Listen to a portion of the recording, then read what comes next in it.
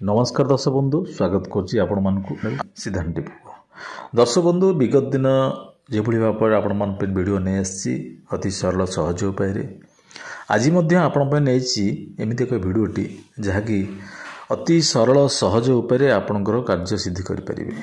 आज आपणकर एमती गोटे समस्या थाए जो समस्याटा अति सरल सहज उपाय समाधान हो पार सी अर्थजनित समस्या हो शत्रुजनित समस्या हो व्यापार वाणिज्य जनित समस्या हो जहाँ आपण मन अच्छी से सब समस्या किभली दूर हो पार अति सरल सहज उपाय। प्लीज वीडियो देखा पूर्व चैनल टू सब्सक्राइब करनी। धन्यवाद। दर्शक बंधु आज एमती एक गच्छर पत्र उपर आपन कहबी जो पत्रटी अति सहज उपर आपण ताकू कार्य सिद्धि करी आपण कर्म लगे पारे। कौन कौन सब कर्म लगे पारे प्रथम जानी ना। दर्शक बंधु जदि आपण किसी इच्छा अच्छी इच्छा किसी पूर्ण हो पारना आर्थिक समस्या दे बा कर्म क्षेत्र दे बा आपणकर भाग्य साथ देना से कार्यटी सिद्धि हो पारनी से कार्यटी आपणकर सफलतार शीर्ष में पहुँच पारते सफलता हो पारनी से काम हो पार। ता सहित आपणकर किसी अर्थर अभाव रोचे धनर अभाव रोचे से धन समस्या मध्य दूर हो पार से धन समस्या मध्य आपको दूर हो पार एक कार्य सिद्धि। ता सहित आपणकर किसी ता सहित आपणकर चाकरी क्षेत्र में कर्म क्षेत्र में यदि आपणकर मन सेमती अच्छी जी आपणकर मनस्थ कर आपण कर्म करेंगे बा आपण चाकरी करेंगे बोली कि चाकरी हो पारना एथिपाई मध्य ये कार्यटी कले आपण सहायता निश्चित भाव में हम।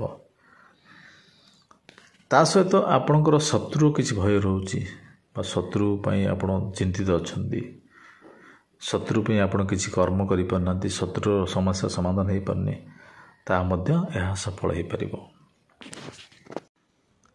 ता सहित आपण आउ किसी आपण मनर अच्छी प्रेम जनित समस्या हो अन्य क्षेत्र जहाँ भी अच्छी से कथा मध्य या द्वारा संभवपर हो पार अति सरल सहज उपाय जहाँकि आपण टंकाटे भी आपण खर्च हेब ना।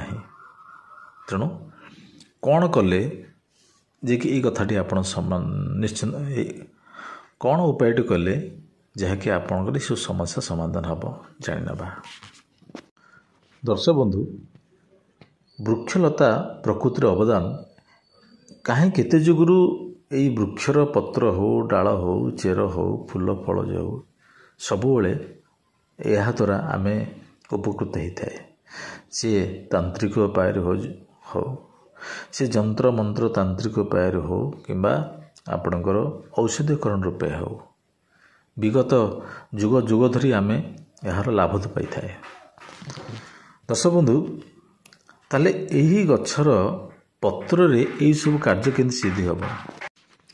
दर्शक बंधु पत्र रे आपण जो कथा कहते यही गच्छर पत्र रे आपण कार्य सब सफल हम किभली भावे आपण जेकोसी गच्छर पत्र हो पार जेकोसी गच्छ सेमती कौन से निर्दिष्ट गच्छ ना ये जेकोसी गच्छर पत्र रे आपण यही कामटी कले यही कर्मटी कले निश्चिंत आपणकर सफल हम। एबे जानिबा को दिन को तिथि को बार अनुसार कले आपणकर सफल हम आउ किभली भावे करिबा। आपणकर एकादश तिथि यदि आपण एकादश तिथि थिबो से दिन ना पूर्णिमा दिन नचेत आपण शुक्रवार ये तीनोटी दिन मन रखु एकादशी तिथि पूर्णिमा एवं शुक्रवार ये तीनोटी बार जदि आपणकर तीन टी शुभ दिन आपन कले ये कार्यटी सिद्धि होता है। एबे जानिबा एई बार रे आमे कौन उपाय करबा।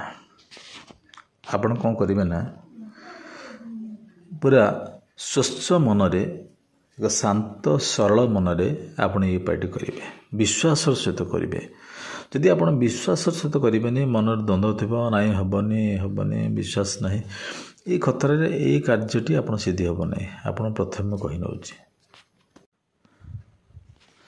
କ'ଣ କରିବେ ନା ଆପଣ ଭଲ ଭାବେ ପରିଷ୍କାର ପରିଚ୍ଛନ୍ନ ହେଇ ସ୍ନାନ କରି ଆପଣ ସୂର୍ଯ୍ୟ ଅସ୍ତ ପୂର୍ବରୁ ଯେଉଁ ସମୟରେ ଯେଉଁ ସନ୍ଧ୍ୟା ସମୟଟା ସୂର୍ଯ୍ୟ ଅସ୍ତ ପୂର୍ବରୁ ଆକାଶଟା ଯେଉଁ ସମୟରେ ଥାଏ ଯେଉଁ ପରିବେଶଟା ସୃଷ୍ଟି ହୋଇଥାଏ ସେହି ସମୟରେ କାର୍ଯ୍ୟଟି କରିବେ। କ'ଣ କରିବେ? ଯେକୌଣସି ଗଛ ପାଖକୁ ଯିବେ, ଯେକୌଣସି ଗଛ, ସେ ଗଛରେ ଦେଖିବେ ଯେଉଁ ଗଛର ପତ୍ର ପୁରା ତାଜା ଥିବ, ସତେଜ ଥିବ ପତ୍ରଟି, ସେ ପତ୍ରକୁ ଆପଣ ଲକ୍ଷ୍ୟ କରିବେ। ପତ୍ରକୁ ଲକ୍ଷ୍ୟ କରିବେ। ଗଛ ଦେବତାକୁ ଆପଣ ପ୍ରଣାମ କରିବେ। ଆପଣଙ୍କ ଦୁଃଖ କହିବେ। ଯେକୌଣସି କାର୍ଯ୍ୟଟି କରିବେ, ଖାସ୍ କରି ସେ ଗୋଟିଏ କଥାଟି କହିବେ। ଅନେକ ଗୁଡ଼ିଏ କଥା ଏକା ସମୟରେ ହେବ ନାହିଁ। ତେଣୁ ଗୋଟିଏ ବିଷୟରେ ଆପଣ କହିବେ, ଯେଉଁ ଦୁଃଖଟି ଆପଣ ଅଛି ସେ ଗୋଟିଏ କଥା କହି ପ୍ରଣାମ କରିକିରି ସେ ପତ୍ରଟିକୁ ଆପଣ ଆଣିବେ। ପତ୍ରଟି ଆଣିକିରି ଆପଣ ଲାଲ ସିନ୍ଦୁର ହେଉ ବା ଲାଲ ଅକ୍ଷରରେ ଆପଣ ସେ ସମସ୍ୟାଟାକୁ ଲେଖିବେ। ଆପଣଙ୍କର ଧନ ହେଉ, ଟଙ୍କା ହେଉ, ଶତ୍ରୁ ହେଉ, ଯେଉଁ କଥାଟି ଆପଣଙ୍କୁ ଚାହୁଁଛନ୍ତି ସେଥିରେ ସେଇ କଥାରେ ଆପଣ ଲେଖିବେ। ଲେଖି ସାରିଲା ପରେ ଆପଣ କ'ଣ କରିବେ ନା ସେ ପତ୍ରଟିକୁ ଆଣିକି ଠାକୁରଙ୍କ ପାଖରେ ରଖିବେ। ଠାକୁର ରଖିଲେ ଆପଣଙ୍କର ସନ୍ଧ୍ୟା ସବୁ ହେଇଗଲା। ସନ୍ଧ୍ୟାରେ ଦୀପ ଯେମିତି ପୂଜା ହୁଏ ଘରେ ସେମିତି ହେଇଗଲା। ହେଇସାରିଲା ପରେ ଆପଣ ସେ ସନ୍ଧ୍ୟା ସମୟରେ ରାତ୍ର ପର୍ଯ୍ୟନ୍ତ ରାତ୍ର ଭୋଜନ କଲେ, ଯାହା କରିବା କଲେ। ସେଇ ରାତ୍ର ସମୟରେ ଆପଣ ସେ ପତ୍ରଟି ଆଣିକି ତକିଆ ତଳେ ରଖିବେ। ଯେଉଁ ତକିଆ ତଳେ ଆପଣ ମୁଣ୍ଡ ତଳେ ରଖିବେ, କିନ୍ତୁ ରାତ୍ରରେ ଆଉ ଉଠିବେ ନାହିଁ। ସେଥିପାଇଁ ଆପଣ ପ୍ରସ୍ତୁତ ହୋଇ ଆପଣଙ୍କ ସବୁ କର୍ମ ସାରି ଦେଇ, ସବୁ କାର୍ଯ୍ୟ ସାରି ଦେଇ ଏକାଥରକେ ଆପଣ ସେ ତକିଆ ତଳେ ଆପଣଙ୍କୁ ସମ୍ପୂର୍ଣ୍ଣ ରାତ୍ରଟି ମୁଣ୍ଡ ତଳେ ରଖିବାକୁ ପଡ଼ିବ। ଏବଂ ସେଇ କଥାଟି ଚିନ୍ତା କରିବେ ଶୋଇବା ପୂର୍ବରୁ। ଆପଣ ଯେଉଁ ଲକ୍ଷ୍ୟ ଅଛି, ଯେଉଁ ବିଶ୍ୱାସ ଅଛି ମୋର ଏ କାର୍ଯ୍ୟଟି ହେବ, ଏଇ କାର୍ଯ୍ୟଟି କଲେ ସେଇ କଥା ଟିକିଏ ଅନୁଭବ କରିବେ, ଚିନ୍ତା କରିବେ। ତାପରେ ରାତ୍ର ଶୋଇଲା ପରେ ସକାଳୁ ଉଠି ସ୍ନାନ କରିବା ଆବଶ୍ୟକ ନାହିଁ। କୌଣସି ମୁହଁ ଧୋଇବା, ଦାନ୍ତ ଘଷିବା ଆବଶ୍ୟକ ନାହିଁ। ସିଧାସଳଖ ଭାବେ ଯାଇ ଆପଣ ଯେଉଁ ଗଛ ମୂଳରେ ଆପଣ ଆଣିଥିଲେ ସେଇ ଗଛ ମୂଳେ ଆପଣ କ'ଣ କରିବେ ନା କିଛି ଖାଲ ଖୋଳି, ଚାଖଣ୍ଡେ ହେଉ, ହାତେ ହେଉ, ଯେତିକି ହେବ, ଯେଉଁଭଳି ଭାବେ ସେ ପତ୍ରଟି ନ ବାହାରିବ, ଖାଲ ଖୋଳି ସେ ପତ୍ରକୁ ମୁଣ୍ଡିଆ ମାରି ସେ ଗଛର ମୂଳରେ ସେଟାକୁ ପୋତି ଦେବେ। ପୋତିକି ହେ ବୃକ୍ଷ ଦେବତା, ମୁଁ ଆପଣଙ୍କୁ ପ୍ରଣାମ ଜଣାଉଛି। ମୋର କାର୍ଯ୍ୟ ସିଦ୍ଧି ନିଶ୍ଚିନ୍ତ ଭାବେ କରିବେ, ମୋର ଆଶା ଏବଂ ଦୃଢ଼ ବିଶ୍ୱାସ କହି ଗଛ ପ୍ରଣାମ କରିକି ଆସିବେ। ଯଦି ଆପଣଙ୍କର କାର୍ଯ୍ୟଟିଏ ଛୋଟ କଥାଟି ହେଇଥିବ, କମ୍ କଥାଟେ, ନିଶ୍ଚିନ୍ତ ଭାବରେ ଆପଣଙ୍କର ଗୋଟେ ଅଳ୍ପ ଦିନରେ ସମାଧାନ ହେବ। ଅଳ୍ପ ଦିନରେ ଆପଣଙ୍କ ସମାଧାନ, ଯଦି ଛୋଟ କାର୍ଯ୍ୟଟି ଆପଣ ହେଇଥିବ ତାହେଲେ ଆପଣଙ୍କର ଅନ୍ତତଃ ଗୋଟେ ସପ୍ତାହ ଭିତରେ ଆପଣଙ୍କ ସମାଧାନ ଧୀରେ ଧୀରେ ହେବ। ଯଦି ଆପଣଙ୍କର ଆଉ କିଛି ବଡ଼ କଥାରେ ଚିନ୍ତା କରିଥିବେ ତାହେଲେ ଆପଣ ବଡ଼ କଥା ଚିନ୍ତା କରିଥିବେ ତାହେଲେ ଆପଣ ନିଶ୍ଚିନ୍ତ ଭାବେ ଅନ୍ତତଃ ଆପଣଙ୍କୁ 21 ଦିନ ଲାଗିପାରେ। ତେଣୁ ଏଇଠି ଆପଣ କହି ରଖୁଛି, ଆପଣଙ୍କ ସରଳ ବିଶ୍ୱାସ ମନୋଭାବରେ, ଏକ ଶାନ୍ତ ଭାବରେ, ବିଶ୍ୱାସର ଭାବରେ ଏଇ କାର୍ଯ୍ୟଟି କରିବେ। ଯଦି ଆପଣଙ୍କ ଭିତରେ କିଛି କିନ୍ତୁ ରହିଗଲା ତାହେଲେ ହେବ ନାହିଁ। ତେଣୁ କଥାରେ ଅଛି, ଆପଣଙ୍କ ଲକ୍ଷ ଲକ୍ଷ ଟଙ୍କା, କୋଟି କୋଟି ଟଙ୍କା ଖର୍ଚ୍ଚ କରିଥାନ୍ତି, କିନ୍ତୁ ଦୁର୍ବଘାସରେ ମଣିଷ ଭଲ ହେଇଥାଏ। ତେଣୁ ସେ ଯେଉଁ ବିଶ୍ୱାସ ଥାଏ, ସେ ବିଶ୍ୱାସର ସହ ଆପଣ କରିବେ, ଦେଖିବେ ଆପଣଙ୍କର ସମସ୍ୟା ସମାଧାନ ନିଶ୍ଚିନ୍ତ ଭାବେ ହେବ। ଦର୍ଶକ ବନ୍ଧୁ, ଯଦି ଭିଡ଼ିଓଟି ଭଲ ଲାଗିଥିବ ତାହେଲେ ଲାଇକ୍ କରିବାକୁ ଆଦୌ ଭୁଲିବେ ନାହିଁ। ସେୟାର ତ ନିଶ୍ଚିନ୍ତ କରିବେ। ଧନ୍ୟବାଦ।